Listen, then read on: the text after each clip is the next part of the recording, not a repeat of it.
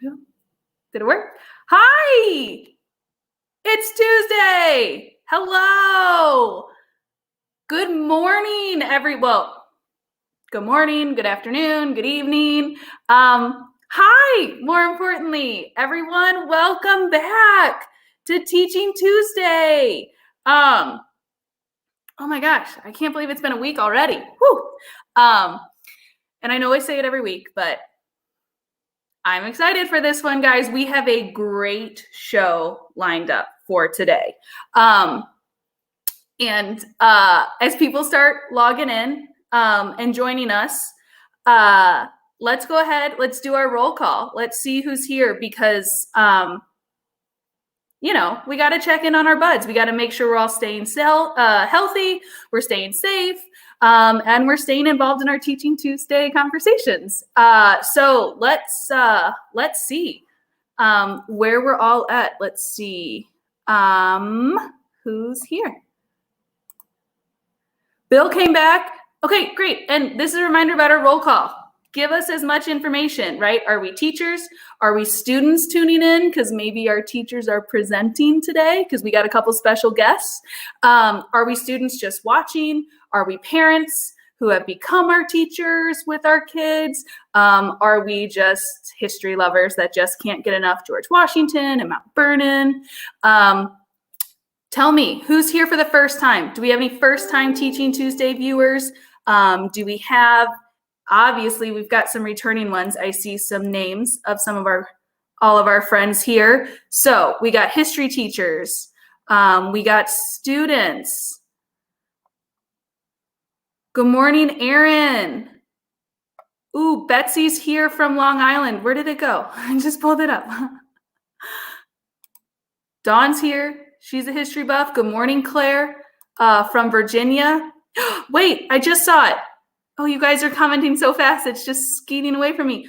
Everybody say hi to Mara. Mara, hello. Welcome to Teaching Tuesday. We're so excited you're here. You picked a great day to join, although it's always a great day on Tuesdays. Am I right? We got another teacher from Indiana. Welcome, Jeff. So happy to have you join us. Oh my God, I love roll call. I just get too excited. I'm just amped up. Welcome. Okay, so let's talk about today because we got a big day. Because again, I don't like to brag, but I got a few friends up my sleeve and two more are joining us today. So last week we talked about the Constitutional Convention. We had Dr. Jim M. Buskey on. He and I kind of talked about Washington's role in the setting up of the Constitution, setting up the new government. And then we looked at my favorite primary source of all time. How many of you guys loved that? Because I'm still riding that high of looking at those acts of Congress. It was just such a great day. And today for our program, we're going to fast forward 4 years. All right. We're going to fast forward 4 years. No, we're not going to fast forward 4 years. We're going to fast forward 8 years because how many terms did President Washington serve? 2. He was unanimously elected twice. So we're going to fast forward 8 years and we're going to talk about the farewell address. Okay. So love to hear in the comments. Oh my gosh, look guys, we all have to say hi to Brian because he's our first time Teaching Tuesday again. Welcome, Brian. Very happy you're here. We're talking about the farewell address. Okay. And as Adam said, it's an awesome primary source. And so what I'm going to do without further ado, hi Brian, I'm clicking on all these wrong buttons. I'm just too excited. Yes, without further ado, I'm going to call in our experts on the primary source. And so recently we've talked to Jesse McLeod, an associate curator at Mount Vernon. I mentioned we talked with Jim Ambuski. We have curator experts, we have research experts, and now we're calling in our teacher experts. So this, drum roll please, is the first time on Teaching Tuesday we're going to have teachers live in the building with us to talk about the farewell address and actually showcase not only how important it is, but ways to use it to actually connect with students. Because I don't know if you guys know this, farewell address can be a little intimidating. It can be a big, scary document. So I'm bringing in the experts who take this document, muddle it down, make it digestible and relatable to all of us, because it is super important, and we're going to find out why. So look at this.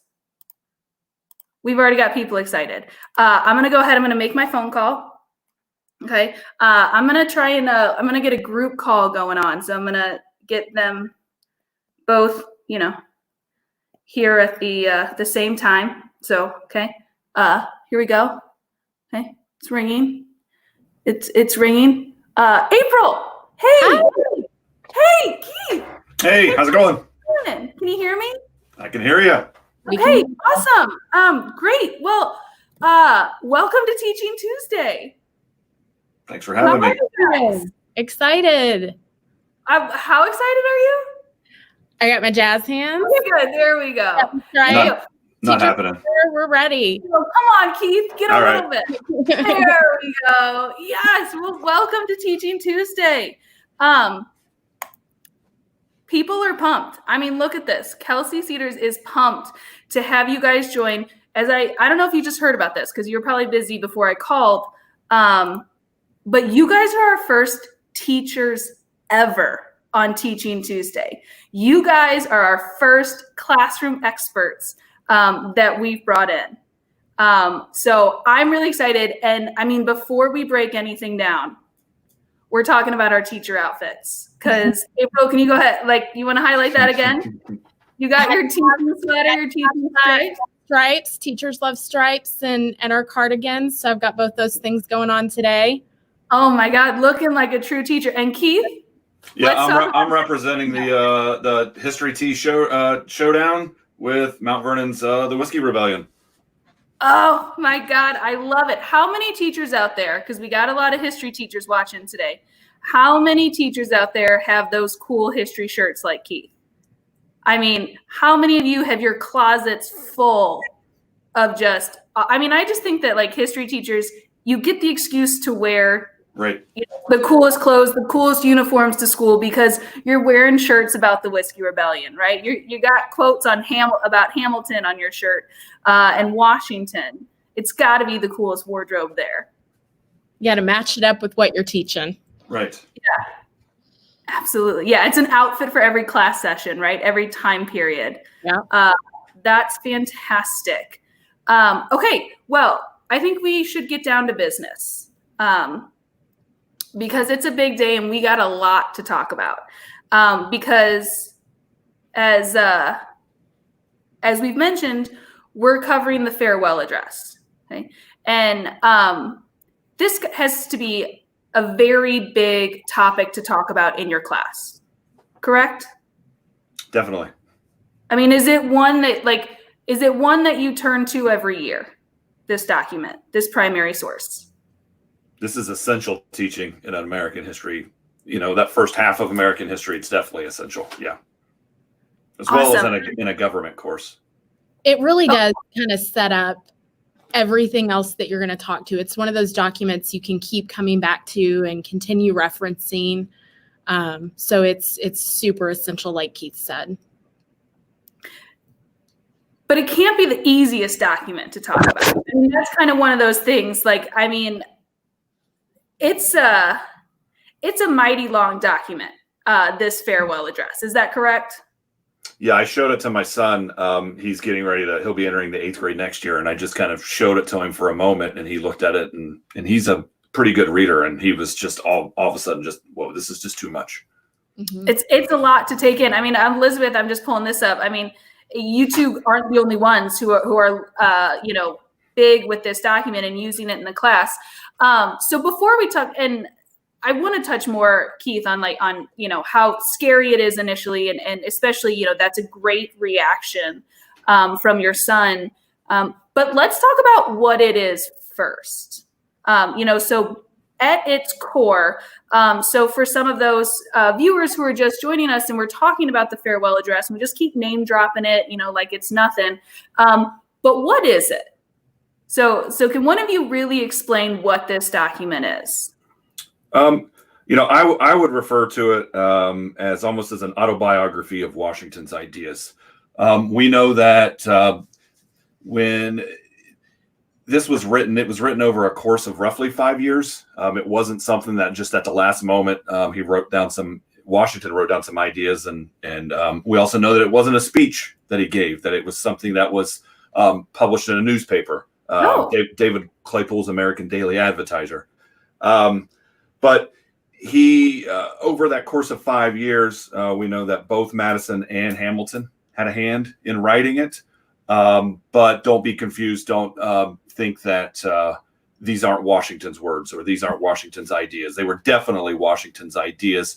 He just got, 2/3 of the authors of the Federalist Papers to kind of help him put those into a written form. Okay, that's really good to know. So he's taking advice from others, and we definitely understand that, because I think you both were there. One of the weeks we played Be Washington on our Teaching Tuesdays, and so we got to hear from some of those advisors that Washington is hearing from. Jim and I talked last week about him setting up that presidential cabinet. So Washington is definitely always one of those, individuals who, as a leader, is looking for input from other people and using their mentality, their ideas into it. So it's awesome that, that is still the same case with this farewell address. And Keith, I love that you talked about that it's printed in the newspaper. So it's not even something that he's just giving to, certain people. It's put it in the newspaper for all, right? For everyone to read, because it really is a message for the whole country. And April, I'd love for you to touch on that about, why did he write it? So Keith talked about what it was, but why did he write it? I think one thing that I'm always careful to kind of set the stage with my students when it comes to this particular document is that, to throw in our Hamilton reference, he's got to teach him how to say goodbye, right? He knows that he is constantly throughout his presidency setting those precedents and really kind of setting up, how does a president leave office? What is, the right thing to do in doing so? And he knows that he's got an American public that hasn't experienced this before. So I love that, he's kind of giving them a little bit of a playbook. Like, I'm going back home to Mount Vernon. I'm not going to be here to kind of help you through these decisions. You're going to be okay. But, if you want to know my opinion on how to handle things, this is how you should do it. And I think really when students can kind of think of it that way, that's the similar precedent that we see with presidents that have followed since then who've continued to do this. So, I think that's his mindset and something that's really important for kids to think through. What advice does he want to leave behind? What's truly important? What does he see as his legacy in many ways? I always like to throw out to students what the original title of it was. The Address of General Washington to the People of the United States on His Declining of the Presidency of the United States. Yeah. What a title. Right. Yeah. I'm done with you guys. Yeah. So, and we actually had a great question as you were talking, and April, I loved what you just said, but do we know if he ever said it out loud to anyone? Like, was there any, small group that he presented to, or, that it just accompanied a speech, or as far as is it strictly just in the papers?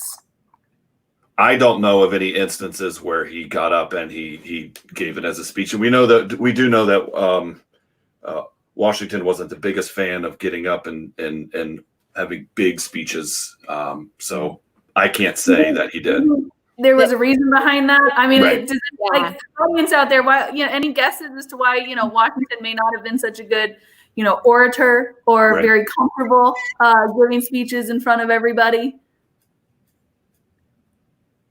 Definitely. Yeah. I'm just looking at this because they're all talking about they're all loving your Hamilton reference to I mean, it. And some of the teachers use Hamilton to kind of make that connection and increase that study of the farewell address. Mm-hmm.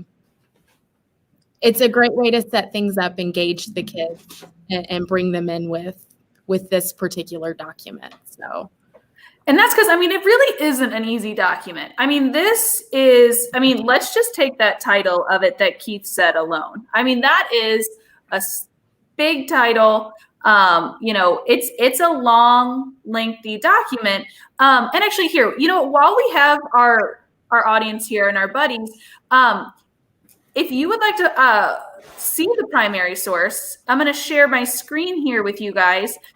We actually have the primary source of the farewell address free to download on our website. And we're actually going to be looking at that. And so we have a great, under our education page, we have a great primary sources page, subpage that has a ton of documents about different subjects throughout Washington's life. So from his early years all the way through his retirement. And if we click under the presidency here, we actually get to see his farewell address. And so as Keith mentioned, it is posted in newspapers. It's a little hard to see, but we do have the speech, and then we have some free downloadable versions, transcripts of it that we'll be covering as well. But we're talking here just to show you the source. I just wanted to put it up there just to show, really to highlight, it's a challenging document, right? It is a very big, challenging document. And the fact that you both teach, we didn't even mention, you're both middle school teachers, correct?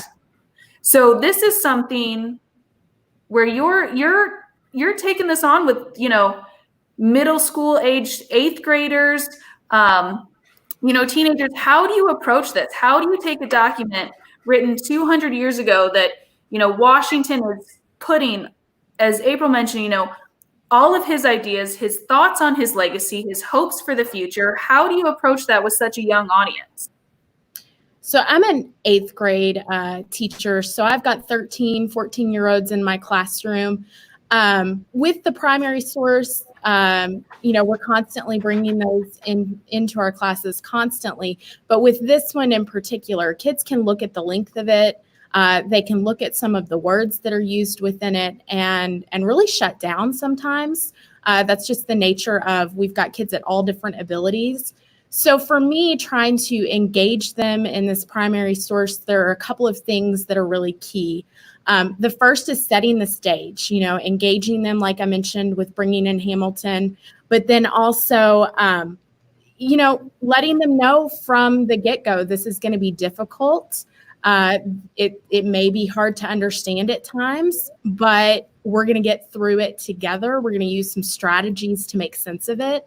And I think for a middle school student in particular, when you're thinking about a 7th, 8th, even a 9th grader, the benefit here is that when they do make sense out of it, they're going to feel so much, joy and pride in what they've been able to accomplish, which is why, aside from the importance of the document, I think it's a really great way to teach some stamina and to get kids kind of involved in primary sources and feel those same successes that a historian might when they, make sense out of something and have that aha moment.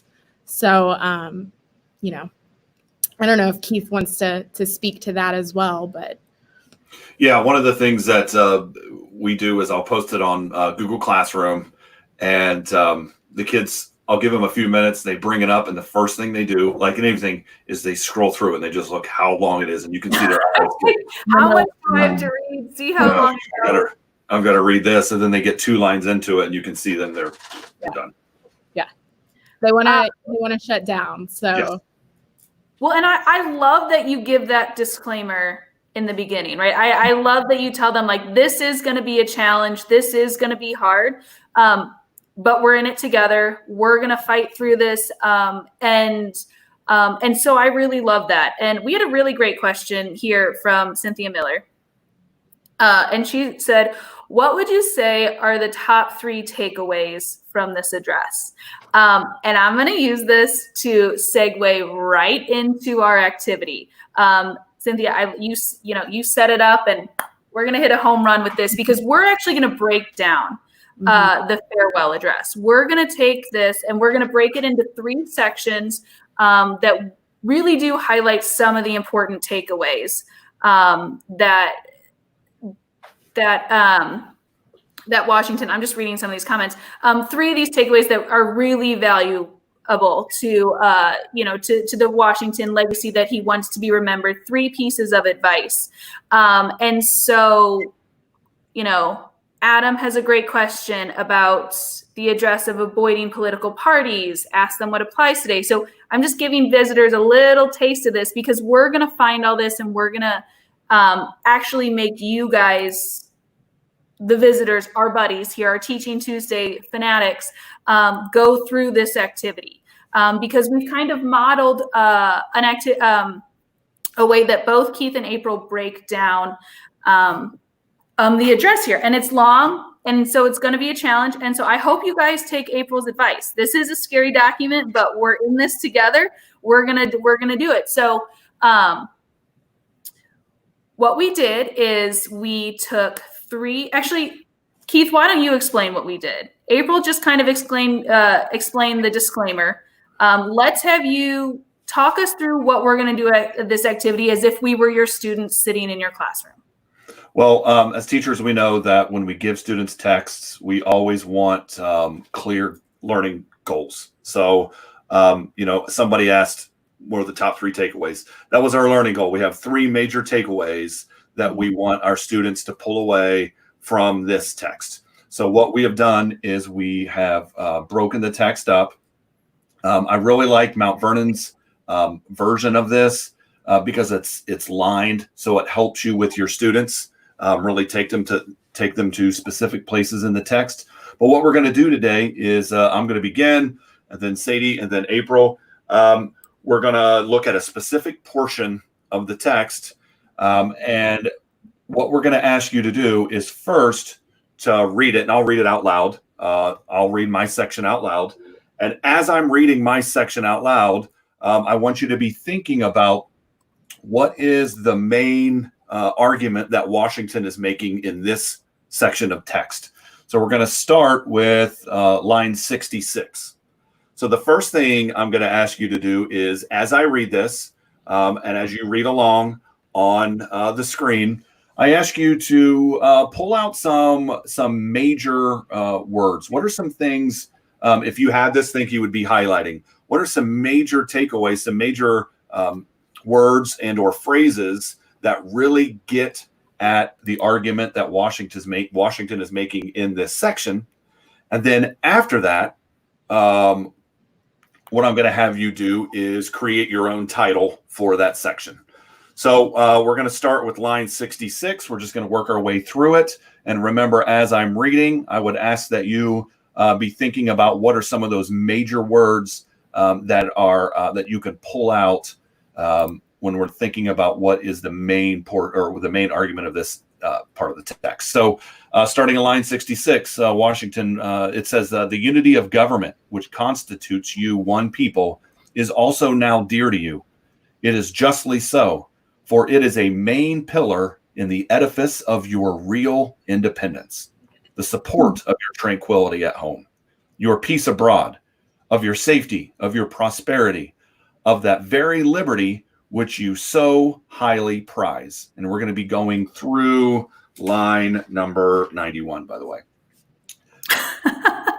But as it is easy to foresee that from different causes and from different quarters, much pains will be taken, many artifices employed to weaken in your minds the conviction of this truth, as this is the point in your political fortress against which the batteries of internal and external enemies will be most constantly and actively, though often covertly and insidiously directed.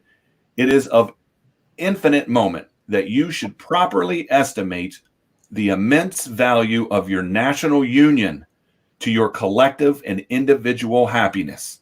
Now remember, as I'm reading this, what argument is Washington making, and what are some key words or phrases that you would pull out from this? We'll continue. That you should cherish a cordial, habitual, and immovable attachment to it, accustoming yourselves to think and speak of it as of the palladium of your political safety and prosperity, watching for its preservation with jealous anxiety, discountenancing whatever may suggest even a suspicion that it can in any event be abandoned, and indignantly, that's a great word there for your students to figure out what it means, frowning upon the first dawning of every attempt to alienate any portion of our country from the rest, or to enfeeble the sacred ties which now link together the various parts.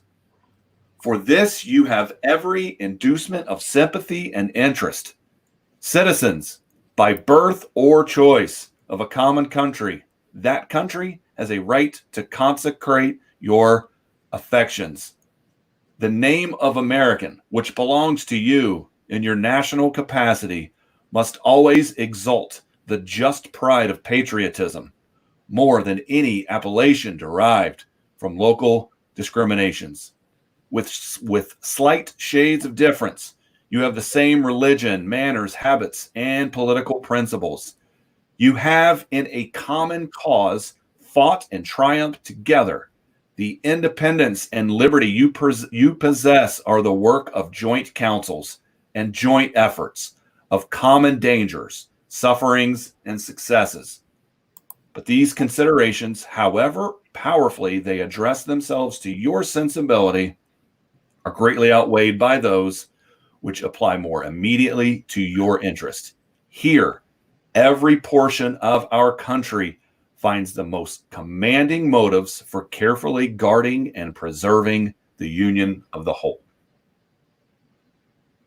Keith, that should have just been the whole speech itself. I mean, and that's just one section. Right? Don't you get chills when you read some of that? Yeah. And so I've been looking at our comments and I've been pulling some up. So some of the viewers, they're finding, they're pulling out really great Good ideas and words. We had unions, people pulled out federalism, liberty, the common good. It's just loaded with nouns, verbs, great. I mean, he's a great wordsmith. I mean, Washington. I mean, he's really descriptive in his writings. My friend Tracy saying that about loaded abstract nouns, abstract nouns, verbs, and adjectives. And, she teaches language arts, Tracy, and I think it's just such a great document that can be used across all sorts of different content areas as well. There's so much to pull out. There is. And so, yeah, I love some of the words that our viewers are pulling out. And Keith, we can share some, because you went and did this same activity. And so you pulled out different lines and words that really stood out to you. Yeah. So through this section, I highlighted words that I felt like were the most powerful, most easy for my students to be able to grab, things that I would think that some of the students, if they had this section, that they would highlight as well. Do you want to talk about just a couple of them that stood out? Yeah. If you go, let's see here. If you were to go to, let's start at line 66. I've got the unity of government. It is the main pillar in the edifice of your real independence, the support of your tranquility at home, your peace abroad, of your safety, of your prosperity, of that very liberty which you so highly prize. That's one of those that I think is key to this entire section. Absolutely. Okay. And so with this activity, you have the students read the document first. They're pulling out words and sentences that really stand out to them, that might create a common theme. And then the next step is to really decide on a title, right? What this section could be called, what's the overall message, That's being said, Culper here had a great title, Liberty If You Can Keep It. And I do think it's important to note, Sadie, that yeah. when we do this exercise, I always have students do it in groups. So Okay. I have groups, mixed ability groups. So I've got some strong readers in there, some middle of the road, some struggling readers. We know our students. We do our best to put them together in groups that work. I don't have students tackle this on their own. I do have them do this in a group, some collaboration there. Right. That's a great disclaimer. I mean, that builds right into April's, we're all in this together, right? We're all tackling this document. And so Keith, let's take a look. What title did you come up with? Yeah, so I actually titled it, I took it right out of the text, Unity, the Main Pillar of Independence, where Washington's really talking about unity and the importance of national unity going forward. Fantastic. And I think, our viewers really picked up on that. That's his real message for this. And we're going to talk more about this at the end to figure, because our really, Brett had a great title to add into it. We, the Union. I love that. Good. So really keeping things together. And we'll talk about at the end, once we kind of read all these different sections and look at Washington's advice, did we follow it? Did the country take Washington's advice and put it together? So section 2 that we're looking at, that's my section. So I'm going to go ahead and share. And again, I just want to point out this version that we're reading with the numbered lines. This is from from Mount Vernon's primary source. So that webpage that I said, it's there. It's free to download, and so it breaks it down line by line, so you can easily divide it amongst the students. Maybe I should. I need to share my screen first. Oh, yeah. Okay. I'm doing really good at this, guys. This technology is really great. Okay, so my section were lines 195 to 218. And so here we go. I have already intimated to you the danger of parties in the state, with particular reference to the founding of them on geographical discriminations. Let me now take a more comprehensive view and warn you in the most solemn manner against the baneful effects of the spirit of party generally. So don't forget, as I'm reading this, call out words that are standing out to you that you really gravitate to in this topic so we can think of a title. Line 199, this spirit, unfortunately, is inseparable from our nature, having its roots in the strongest passions of the human mind. It exists under different shapes and governments, more or less stifled, controlled, or repressed. But in those of the popular form, it is seen in its greatest rankness and is truly their worst enemy. The alternate domination of one faction over another, sharpened by the spirit of revenge, natural to party dissension, which in different ages and countries has perpetuated the most horrid enormities, is itself a frightful despotism. But this leads at length to a more formal and permanent despotism. The disorders and miseries which result gradually incline the minds of men to seek security and repose in the absolute power of an individual. And sooner or later, the chief of some prevailing faction, more able or more fortunate than his competitors, turns this disposition to the purposes of his own elevation on the ruins of public liberty. Without looking forward to this kind, which nevertheless ought not to be entirely out of sight, the common and continual mischiefs of the spirit of party are sufficient to make it the interest and duty of a wise people to discourage and restrain it. It serves always to distract the public councils and enfeeble the public administration. It agitates the community with ill-founded jealousies and false alarms, kindles the animosity of one part against another, foments occasionally riot and insurrection. It opens the doors to foreign influence and corruption, which find a facilitated access to the government itself through the channels of party passions. Thus, the policy and the will of one country are subjected to the policy and will of another. There's a lot in there. Mm-hmm. And these different words standing out, I'm trying, when we talk about, he had a lot of great descriptions in the last section. I really feel like those descriptions come into play here. We're, our viewers are pulling out some great ideas of discriminations and distract, feeble, all these great ideas, and I can showcase my ideas that are pulling through. I want to see. We have a title here, No More Subjugation. Here we go.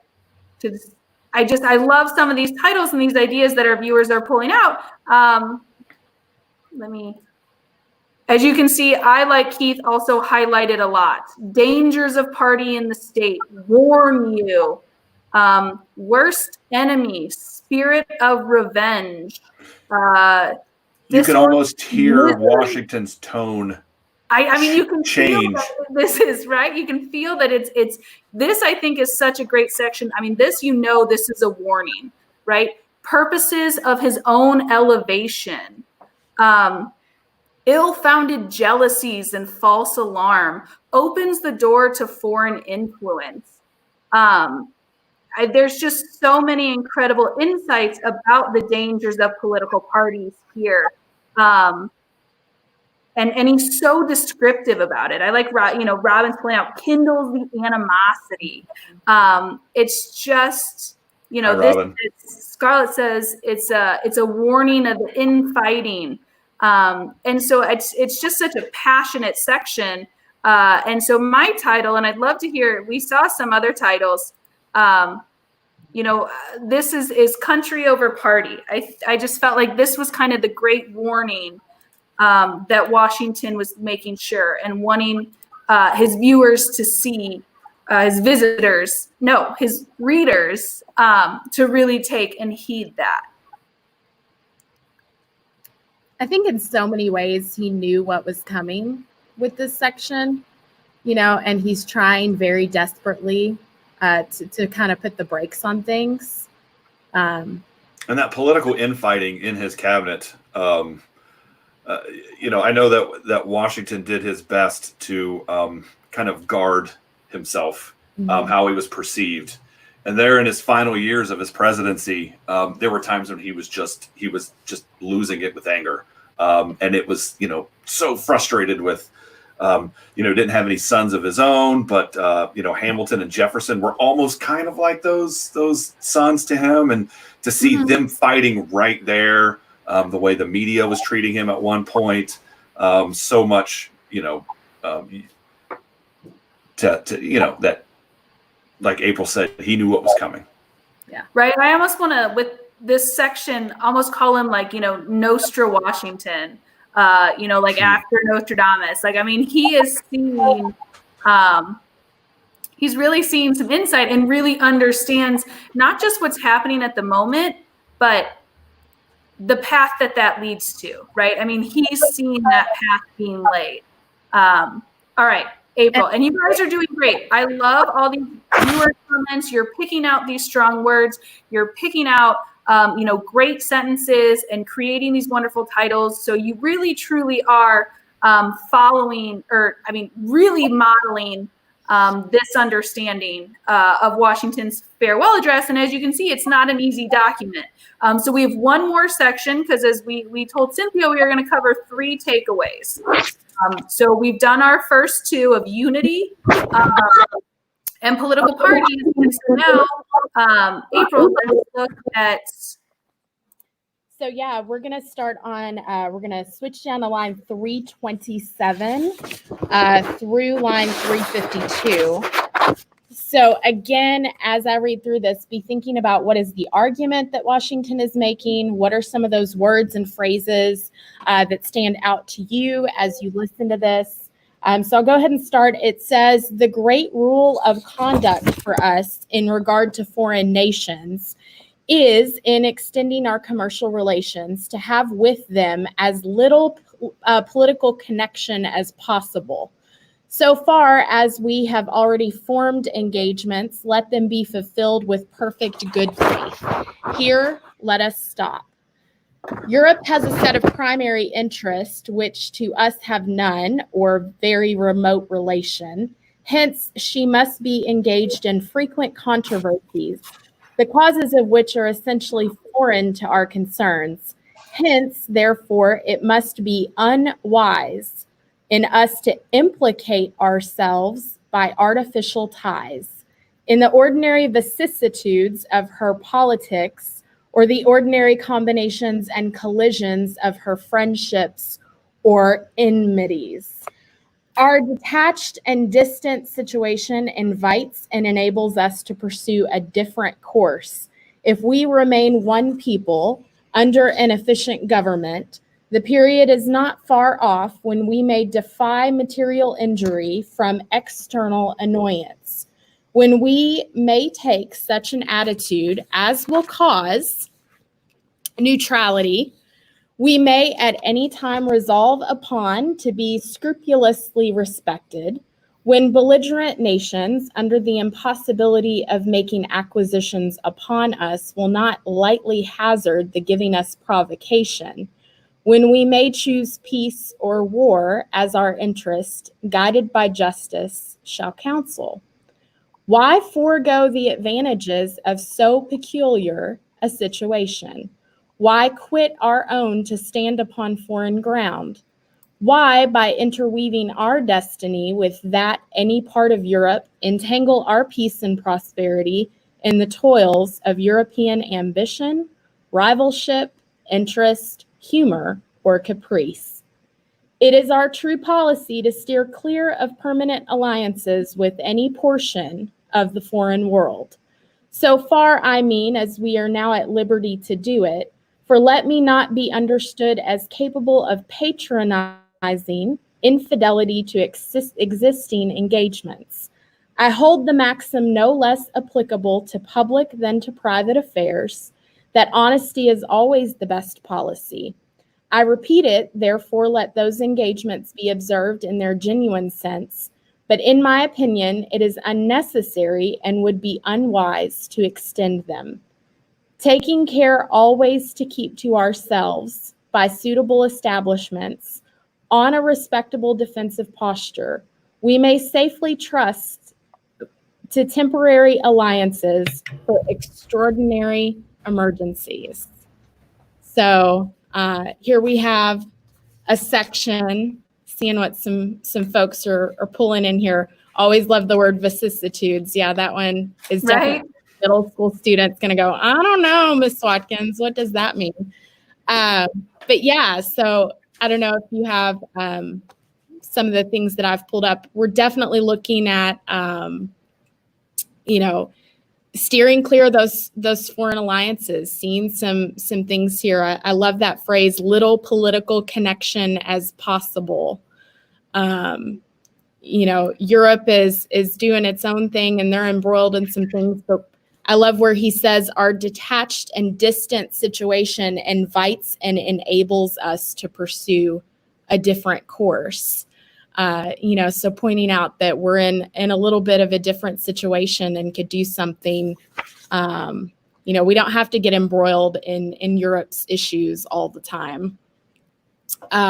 He throws in that word neutrality, and so hopefully at this point, students have started to look at that proclamation of neutrality, and they're going to see that come up in lessons going forward.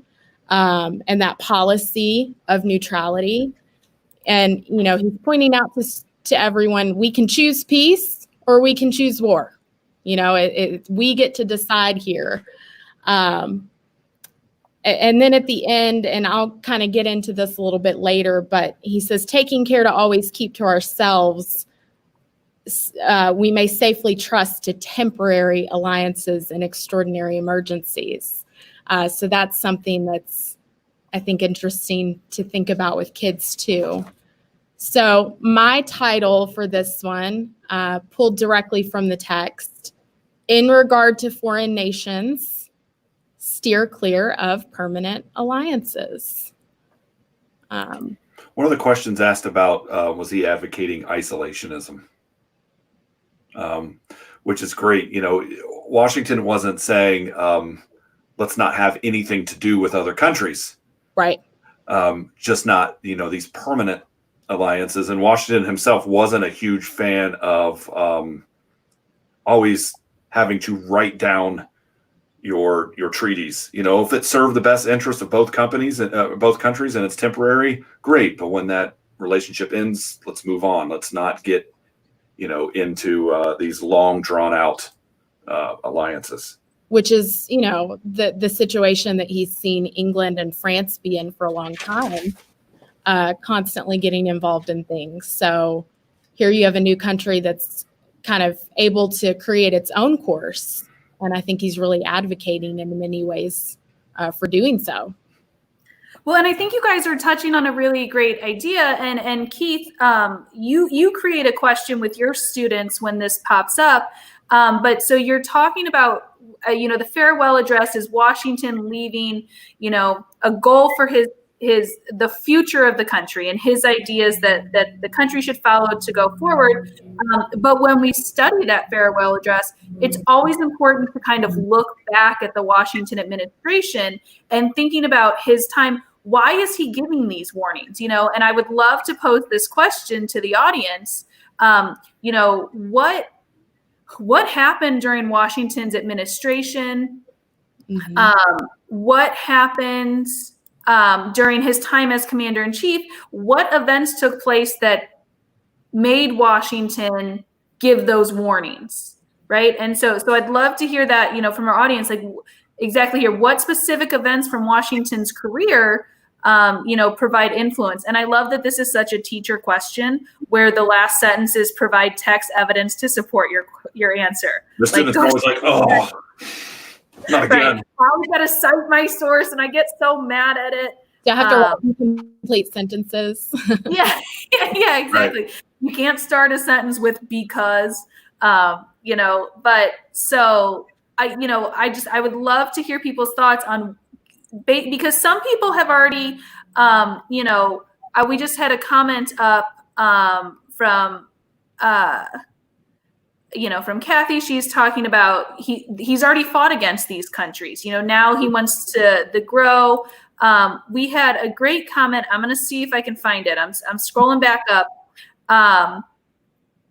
But it was talking about, yes, Lance put it up there, you know, looking back at Jefferson and Hamilton and the troubles with the French envoy.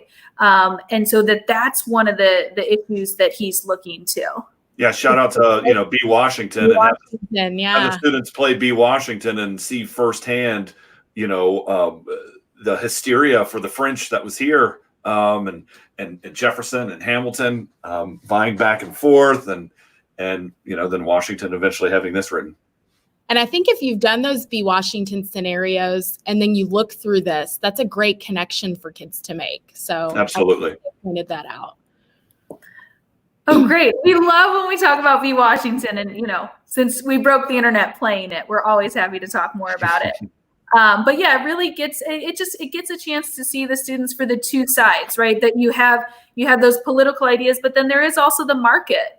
And, you know, the commercial policy, as David here is saying, that needs to be important as well, you know, along with those, you know, the ideals that they're being instilled. I like Brett here. The Jay Treaty and the Whiskey Rebellion showed foreign involvement. That's a great item to pull from these. Brian talks about his early exchanges with the French. Yeah. But Keith, if you don't mind, can you forgive him? He doesn't have any text citation for his answer, but half credit at most. Half credit at most. But he did give a great answer about that. We have to let him off the hook, okay? Yeah, just this once, just on Teaching Tuesdays. So that is a great activity to kind of look back and pull out those events. Keith, do any come to mind that you think of that haven't been touched on? I mean, kind of, the Janae crisis and the Whiskey Rebellion. Are there other ideas that your students pull out and make connections to? At times, they'll bring up the idea of mercantilism and how mercantilism was stifling, economic prosperity here in the colonies. And so sometimes some of the kids will bring up mercantilism. And that's a big word for 8th graders. So, yes, I mean, if they can tackle mercantilism, I think they can tackle the farewell address. I mean, exactly. I think that they need to realize how smart they are in that. Yeah, we need to give kids more credit for what they're able to do. Exactly. I think kids need to understand that. And that's one of those great things, April, as you said about the primary sources. Like, it gives them these skills, to understand these big words and really, help with their critical thinking and understanding that they can do it. Yeah. So that's a thing that we love about these sources. I think once they feel that success with it, they're more willing going forward with taking those same risks with other sources. So. Yeah, absolutely. And April, I want to stick with you because we just used Keith's kind of classroom mentality of using the farewell address, looking backwards, and pulling from Washington's experience why he's making those warnings. But how do you have your students look forward and connect that document to today? There are so many different ways to do this. And I've seen some teachers in the comments pointing out having students create their own farewell address, whether it's within your school and giving some specific advice to incoming students is a great way to kind of, they can recreate the structure of the document, and their specific warnings. I think in history, we're always trying to make those connections with the present as well. So I don't know if you guys have my question, but yeah, about having students evaluate the world. Yeah. So I think it's, in thinking through and reading through it at this point in time, my section about avoiding those alliances, temporary alliances in times of extreme emergency really got me to thinking about the situation kids are living through right now with a global pandemic. So thinking about the world today, how might students be able to apply or connect Washington's warnings to today? So, I think that's a great way for kids to make those connections to the world. Is it appropriate for us, us to have those temporary alliances and thinking about vaccines and thinking about, how countries might be able to work together, the partisanship that we aren't necessarily always seeing within our country? How can we apply those specific warnings to, people have said extreme partisanship is definitely something that we're seeing at this moment. Political parties. Yeah, that seems to be a strong one that people pull out from his farewell address. That seems to be a big popular topic. Oops, clicking on these. All these are popping up. Yeah. And as teachers, because we've had a couple questions, like as we look at the farewell address, Brett asked a question, hearing your thoughts of Washington would have thought of leaving the states. He if this is the legacy and the information he's presenting, that he wants his ideas, what is it going to be like? What would he have thought about that? The Articles of Confederation, talked about that perpetual union. And then Washington has a huge hand at the Constitutional Convention. And we know the preamble starts out, with the people in order to form a more perfect union. I think that comparing Washington's farewell address, when we're thinking of other documents to compare it to, it would be great to take this and compare it to some of those later documents, such as the Cornerstone speech, or some of the other documents that came out that were in favor of secession, and really looking at Washington's words about both. It's one of those that I had highlighted, both external and internal. When they're coming to you and talking to you about how national unity is not important, be leery of them. I don't think Washington would have been a fan in favor of states just leaving because they didn't like a law.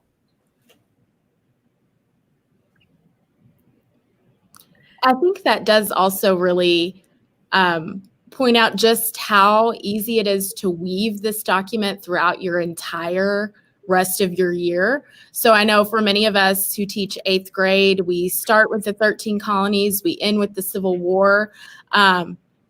That's why I feel it's so important, because you can continue to bring up the farewell address with literally everything. Okay, now let's go back and revisit those mornings.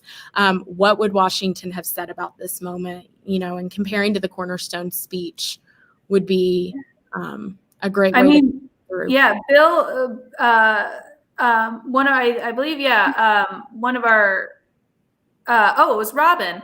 Even trying to make connections all the way through World War I or World War II. And I know that when the three of us were planning our session, this was just accidental and I just happened to call you. But when talking about, comparing, it's a great follow-up activity to compare Washington's farewell address to Ronald Reagan's farewell address or to President Obama's farewell address, because, it is this precedent that he set. And so looking at how, or what other warnings, people taking into account his ideas and the foundations that he laid for the country, and then how they put that legacy to move forward. So that is great how it just continues to make these connections. Yeah. Well, I'm looking at the time, and April and Keith, thank you guys so much for coming, being our very first teacher experts on Teaching Tuesday, showing us this activity on how to really break down the world's most scariest document, intimidating document that any of us have ever come into contact with. It's not so scary. It's not. And by tackling this together, by taking it into these digestive chunks, you really helped us pull out these ideas and make connections, not just of why Washington's doing it, but how it's still relevant to our lives today. So thank you guys. So I can't believe you were free today and just happened to be wearing teacher sweaters and awesome teacher history shirts to come on the call. This truly was awesome. You're going to know that my goodbyes take 10 minutes. So we'll circle right back to this. But the first thing I want to do before we go is asking our Teaching Tuesday friends and viewers, let us know in the comment section, what other topics about Washington, the 18th century, Mount Vernon, have we not talked about that you're interested in? Something that you teach in your classroom or that you study by yourself, you're passionate about, topics that you would love to learn more about, and that we can bring in and include in our sessions, because we would love to hear from you. We've showed you some of our favorite things that we work with. But let us know, as that says way down there, what other teaching topics are you interested in having us talk about and break down? Okay? So leave those in the comments and we'll start working towards those for the next few weeks. Keith and April, I don't want to hang up. I just want to stay and talk to you guys forever about these documents because it's so fun. But I'm so excited to have you guys a part of our Teaching Tuesday family. And you have molded the minds of these teachers, students, and history enthusiasts very well for this past hour. So thank you guys so much. Viewers, thank you guys for attending. Thanks for having me. Yeah, it was so fun to get to see what everybody's thinking and be a part of this. So thank you. Absolutely. All right. Well, everyone, enjoy the day. Stay safe. Stay healthy. And we will see you next week. Yeah, same time next week. Keith, come on. Keith, one time. Yay! Bye, everyone. We're going to end on that note. Bye, guys.